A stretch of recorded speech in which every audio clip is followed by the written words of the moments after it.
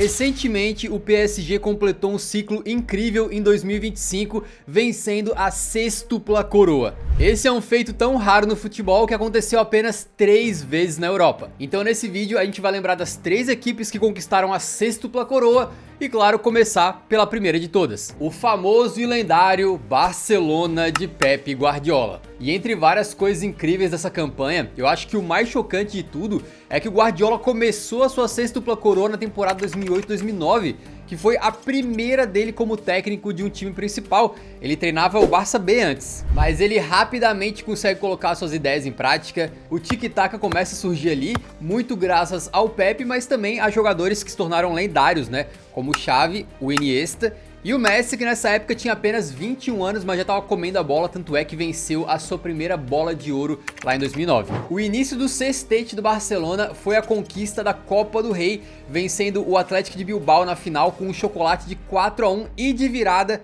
com um golaço individual do Yaya Touré, com um gol também de Messi, de Bojan e uma pintura do Xavi de falta. Logo depois, eles também se consolidam ali como campeões de La Liga, meteram 87 pontos na tabela e colecionaram várias goleadas, por exemplo, o famoso e lendário 6-2 contra o Real Madrid em pleno Santiago Bernabéu, jogo em que o Guardiola pela primeira vez tirou uma genialidade da cartola, que foi usar o Messi na famosa posição de falso 9. Com eles jogando assim, o Barcelona se tornou realmente uma máquina, né? Era quase injusto tu ter que jogar contra o Barça naquela época, mas para completar a tríplice coroa ainda faltava a orelhuda. E a Champions veio com o time do Guardiola atropelando o Lyon nas oitavas de final, metendo um 6-3 no agregado. E nas quartas repetiram o baile agora contra o Bayern de Munique, metendo um 5-1 na somatória das duas partidas. E por incrível que pareça, a parte do mata-mata que ficou mais marcada não foi nenhuma dessas duas goleadas incríveis aí no agregado não,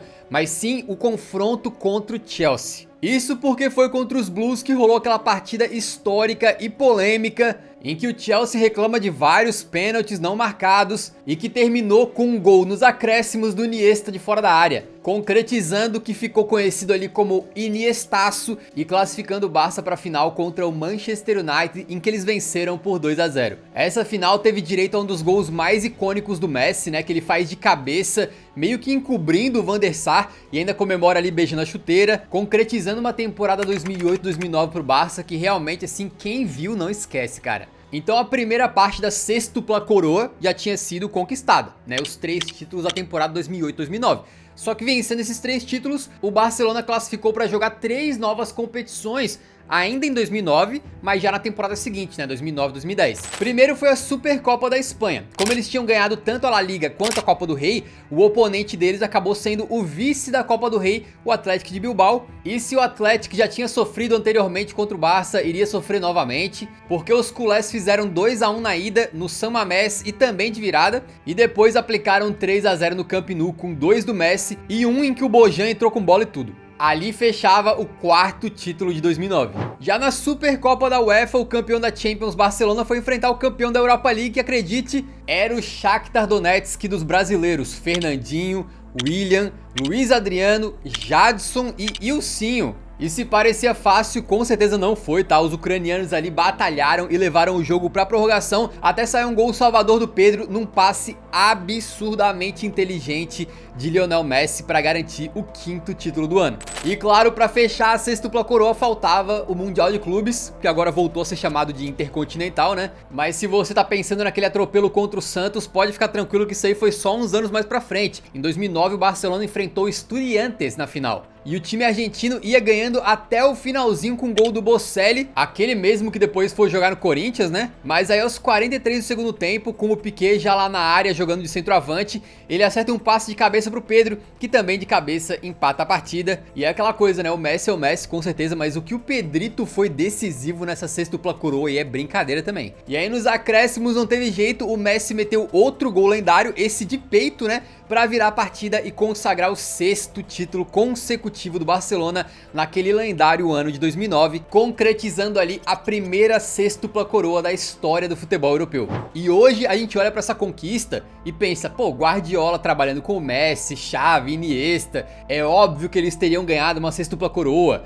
porque a gente tem essa ideia de que eles realmente eram fantásticos, e eram, mas vale lembrar que naquela época não se tinha essa certeza não, tá? O Guardiola era um técnico novato, ninguém tinha a menor ideia do que ele ia conseguir fazer no futebol profissional. E o próprio Lionel tava no começo de carreira, a gente tá falando de uma campanha que começou antes da primeira bola de ouro do Messi. Então eles conseguirem tudo isso foi realmente um marco e um feito assim muito difícil de ser igualado. E foi igualado no final das contas pelo Bayern de Munique, um time que o Guardiola também tinha treinado, né? Eles foram o segundo clube a conseguir a sextupla coroa, começando na temporada 19/20. Naquela época, o Bayern de Munique já era campeão da Bundesliga 7 vezes consecutivas e caminhou para manter a sua dinastia na Alemanha com muita tranquilidade, né? Assumindo a liderança no meio da temporada e terminando o campeonato com 13 vitórias seguidas e 13 pontos de vantagem para o segundo colocado Borussia Dortmund. Aquele time era treinado pelo Hansi Flick e o próximo título ali na mira dos caras era a Copa da Alemanha. Depois de tirar Hoffenheim, Schalke e Frankfurt pelo caminho, eles meteram um 4-2 sem muita dificuldade contra o Bayer Leverkusen, com 2 gols de Lewandowski, um do Gnabry e um de falta do Alaba, para garantir então o segundo título daquela temporada. Vale ressaltar que as retas finais ali, tanto da Bundesliga quanto da Copa da Alemanha, já foram sem público nos estádios por causa da pandemia, quando o futebol chegou a parar uma época, e isso também se aplicou na verdade à Champions League, que realmente é o próximo troféu que falta aqui nessa história, né? E naquela Liga dos Campeões o Bayern saiu derrotando todo mundo e conseguiu vencer de maneira invicta, sendo o primeiro e único time até hoje a vencer todos os jogos, incluindo a final. Isso sem falar a chuva absurda de goleadas que os caras meteram, tá? Teve um 6-0 pra cima do Estrela Vermelha na fase de grupos, até o Galão em cima da bola, que tava quietinho na dele, ele não queria o mal de ninguém, tomou uma lapada de 7-2 também nos grupos. O Bayern meteu 7-1 no agregado contra o Chelsea nas oitavas de final. E nas quartas, já naquele famoso super agosto, em que a gente teve o restante da Champions League um jogo atrás do outro e em partidas únicas ao invés de ida e volta, né, por conta da pandemia, teve o lendaríssimo, um dos jogos mais marcantes da história dessa competição, um 8-2 do Bayern pra cima do Barça. Esse jogo era de quartas de final e a gente sempre tem que mencionar o toque de crueldade que foi ter o Coutinho, jogador do Barça, emprestado no Bayern de Munique, entrando na partida e ainda metendo 2 gols contra o próprio time com quem ele tinha contrato, né? No final, o Bayern enfrentava aquele PSG que tinha Mbappé e o Neymar empolgado pelos brasileiros empurrando ele com a hashtag NeyDay nas redes sociais, mas o Mbappé foi quem perdeu um gol bizarro recuando pro Neuer, o Coman foi quem fez a lei do ex de cabeça, definindo o 1-0 e consagrando o Bayern como vencedor da tríplice coroa, que já é um feito raro, beleza? Mas obviamente eles foram além. Isso porque vira a temporada para 2020-21 e começam as competições que eles classificaram por terem ganhado as outras 3 competições na temporada anterior. Primeiro vem a Supercopa da Alemanha, que o Barça acabou enfrentando ali o vice da Bundesliga, né, o Borussia Dortmund, e num jogo ali com portões fechados por conta da pandemia, o Bayern abriu 2-0, viu o Dortmund empatar, inclusive com um gol do Haaland, mas no finalzinho o Kimmich fez um gol caindo em cima da bola, praticamente, bem esquisito ali, e garantiu o 4º título bávaro. E cara, como foi triste esse período, a gente tava assistindo aqui os melhores momentos pra poder fazer esse vídeo, e bicho, um jogo importante, cheio de jogadoraço dentro de campo e tal, e aquele silêncio completo no estádio, né, sem público ali, parecia um jogo treino, sacou? Tu vê os melhores momentos assim e consegue ouvir tudo, os caras gritando, não tem torcida, é realmente bem triste de assistir. Já na Supercopa da UEFA, o Bayern pegava o Sevilla, né, dono da Europa League, com os espanhóis até abrindo o placar, mas o Bayern de Munique empatou com o Goretzka e virou na prorrogação com o improvável Javi Martínez para ganhar o seu 5º título daquele ciclo. E aí, claro, no Mundial de Clubes, o Palmeiras acabou caindo pro Tigres do México e o Tigres foi enfrentar o Bayern na final. E foi um jogo difícil, tá? Que precisou de um gol de Benjamin Pavard numa saída nada a ver do goleirão, pro Bayern então cravar a sua 6ª conquista daquele ciclo e a 2ª sextupla coroa do futebol europeu. Aqui tem um detalhe muito importante que é o seguinte: naquela época, muitos tentaram desmerecer desmerecer o sextete do Bayern de Munique por um motivo bem bobo, tá? É que, por causa da pandemia, o futebol ficou parado e tal, então todas as datas acabaram sendo jogadas mais pra frente e tudo ficou um pouco atrasado em termos de calendário. E por isso o Mundial de Clubes foi jogado já no ano de 2021. Então na época, alguns bobões aí diziam que não, o Bayern não conquistou a sextupla coroa, porque tem que ser os 6 títulos no mesmo ano. E como o Mundial ficou em 2021, eles ganharam só 5 no mesmo ano. Mas primeiro que assim, foi por conta da pandemia, então é completamente justificável. E mesmo se não tivesse sido, o Mundial, na minha opinião, é parte do mesmo ciclo de conquistas. Eles estão jogando o Mundial de Clubes por terem ganhado a Champions anterior. Então quem que se importa? No final das contas, acho que só os fãs mais bitolados do Barcelona na época defendiam essa insanidade pra poder dizer que não, eles são os únicos que realmente ganharam a sextupla coroa. E a gente chega então no caso mais recente, que é do PSG, que justamente em 2019 e 20 tinha chegado na final da Champions, né? Naquele time bem estrelado, com o Neymar, com o Mbappé, perderam, adiaram esse sonho de conquistar a Europa e depois passariam por uma grande transformação, porque na temporada 2024-25 o técnico Luis Henrique pegou um PSG ali já sem Neymar, Mbappé e nem Messi e priorizou o esforço coletivo, encontrando o equilíbrio com jogadores ali um pouco menos badalados e que demoraram um pouco pra engrenar. Eles quase foram eliminados na fase de liga da Champions League, mas quando chegou o mata-mata já tinha chegado o Kvara, e aí ele junto com caras como Vitinha e Dembélé, que surgiram muito de nível, botaram esse time voando na hora mais decisiva. Mas calma que primeiro veio a Ligue 1, com eles ganhando tranquilamente. Foi uma conquista com 6 rodadas de antecedência e 19 pontos de vantagem pro vice-campeão, cara. Já na Copa da França, eles penaram logo na primeira fase contra o Lens, precisando dos pênaltis para avançar, mas depois acabaram patrolando todos os adversários que vieram pela frente até chegar na final, e na decisão pegaram o Reims, que não deu nem pro cheiro, com os coitados tomando de 3-0 com 2 gols do Barcola e um do Hakimi para garantir aí mais um troféu. Com a engrenagem dos caras ficando cada vez mais azeitadinha, a Champions veio de uma forma bem chocante, porque nas oitavas eles passam pelo Liverpool, que era favoritaço num confronto absurdo ali, né? Depois eles despacham o Aston Villa, mandam pra casa o Arsenal de Arteta e se garantem na decisão contra a Internazionale de Simone Inzaghi. Antes dessa final, parecia um confronto equilibrado, não era um time fácil de se bater, só que aquela final foi diferente e os caras simplesmente tratoraram os italianos. Com um jogo coletivo brilhante e show do Désiré Doué, o Paris meteu um 5-0 para conquistar a UCL simplesmente com a maior diferença no placar da história das finais de Champions. Rolaram belas homenagens ao grande nome por trás do projeto e assim o PSG conseguiu o mais importante título da sua história, aquele que eles vinham perseguindo sem parar desde que foram adquiridos pelo Qatar. Essa conquista sem dúvida solidificou a confiança dos caras para seguir ganhando e ganhando, mesmo com alguns percalços no caminho, como a perda do Super Mundial de Clubes pro Chelsea. Isso porque depois do Mundial virou a temporada, né? Agora já estamos em 25-26 e ela começa justamente com a Supercopa da UEFA, em que o campeão da Champions, PSG, enfrentou o campeão da Europa League, Tottenham Hotspur.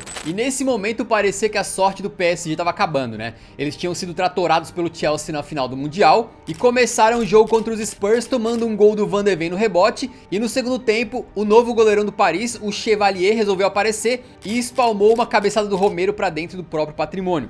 Um momento complicado porque o Donnarumma tava pegando até pensamento, né? Foi eleito o melhor goleiro do mundo lá na cerimônia da Bola de Ouro e também na da FIFA, mas acabou sendo chutado pelo Paris ali e substituído pelo Chevalier, que naquele momento não passava confiança. Mas a totada tinha que acontecer, né? E o Kang In Lee acertou um baita chute para descontar e já nos acréscimos o Gonçalo Ramos, o homem dos gols no finalzinho, empata num chutamento do Dembélé. A disputa vai para os pênaltis, o goleirão Chevalier se redime contra o Van de Ven, o Theo manda para fora e o PSG conquista então ali mais uma taça. E eles terminariam o ano de 2025 exatamente da mesma maneira, comemorando. Isso porque eles foram jogar o Mundial Intercontinental, na verdade, né? Enfrentando o Flamengo na final, o time que tinha vencido a Libertadores, e mais 2 jogos do Intercontinental até chegar na grande decisão, que agora nem teria o próprio Chevalier, né? Seria o goleirão Safanov na meta.